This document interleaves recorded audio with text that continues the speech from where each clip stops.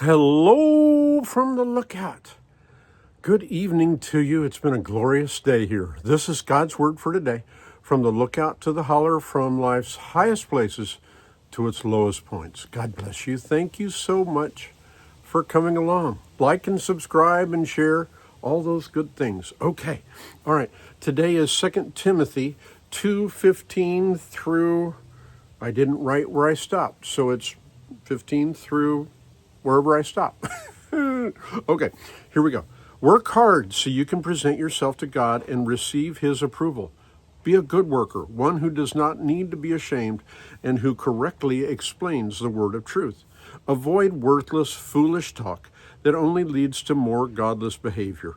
This kind of talk spreads like cancer, as in the case of H&P, those long names. Okay, they have left the path of truth, claiming that the resurrection of the dead has already occurred.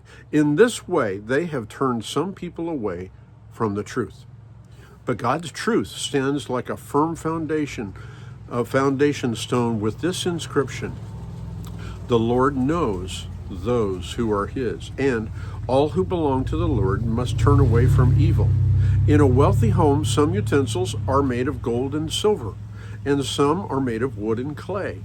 The expensive utensils are used for special occasions, and the cheap ones are for everyday use.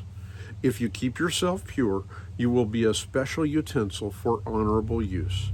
Your life will be clean, and you will be ready for the Master to use you for every good work. Run from anything that stimulates youthful lusts. Instead, pursue righteous living, faithfulness, love, and peace.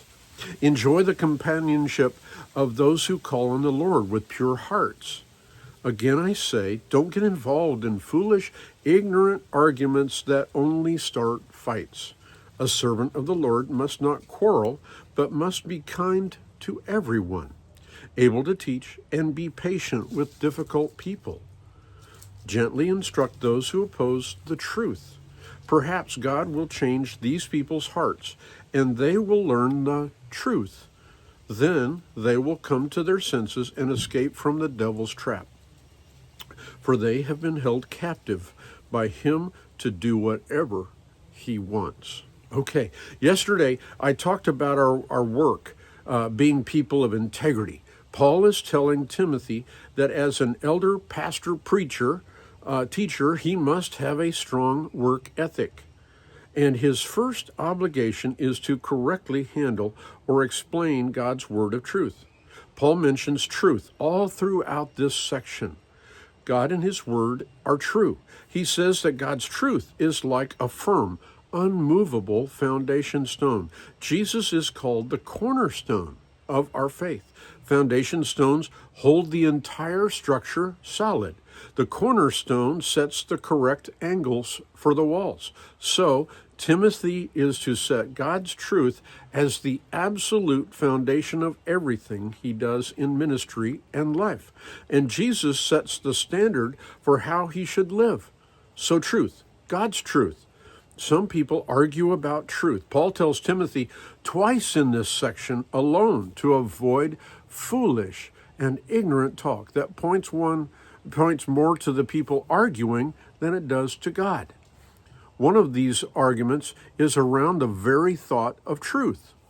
Is there absolute truth? Truth that applies in all times, all places, is unchanging. Some would argue, no, my truth is my truth, your truth is your truth, making truth subjective, based on the whims of culture. God's truth stands. Another argument is around authority. I will not bend the knee to anyone or anything. So their argument is with God. Even Jesus, God's very Son, was submissive to His Father. In refusing to submit to God and His ways, they are bending their knees to the enemy. And now, Paul turns his attention to kitchen utensils? Kitchen utensils? Okay, here's what he says. He says some utensils in wealthy homes are made of gold and silver, and some are made of wood and clay.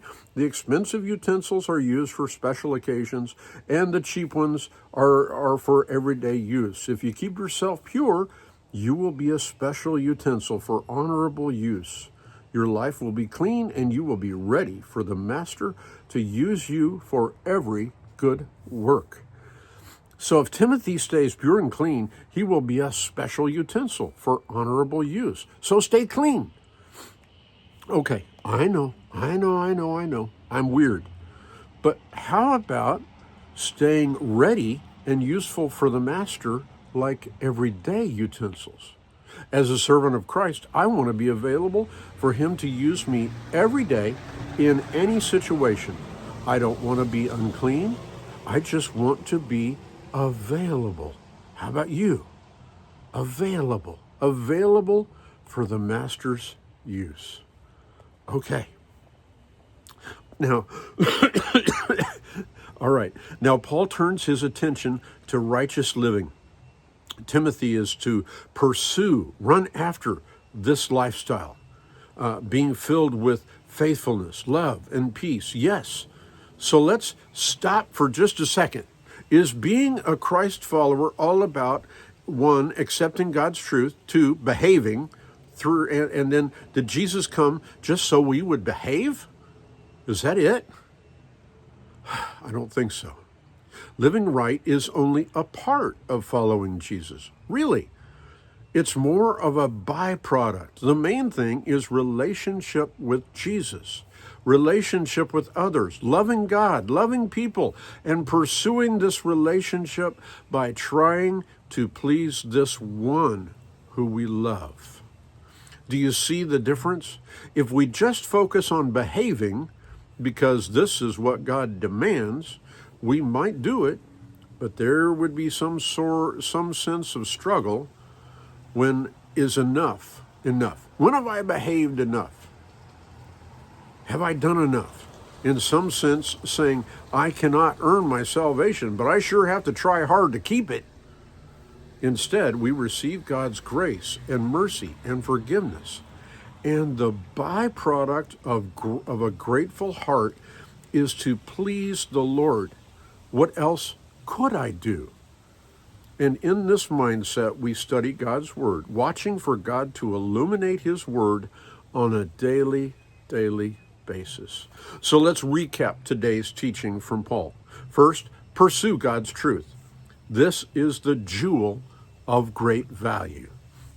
Second, don't waste our time arguing with people who are more concerned about being right than getting it right according to God's purposes. Third, be a clean utensil for God to use.